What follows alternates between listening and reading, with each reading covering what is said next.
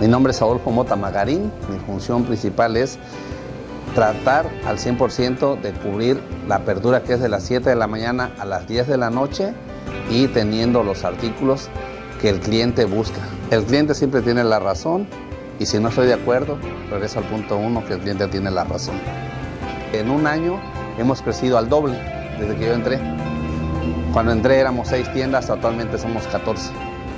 Me apasiona, toda la vida he trabajado en autoservicios, que tiene calidad de vida para los empleados.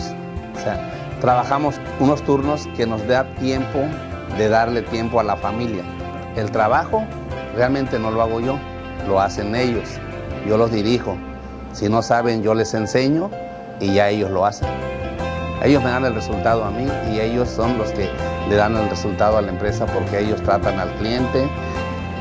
Cambió mi vida, que me dieron la oportunidad de seguirme desarrollando, porque desgraciadamente en las empresas a las personas de gran edad ya no les dan la oportunidad, ya son obsoletas. Y aquí me dieron el equipo, me dio la oportunidad de demostrar que sí podía ser útil para la empresa.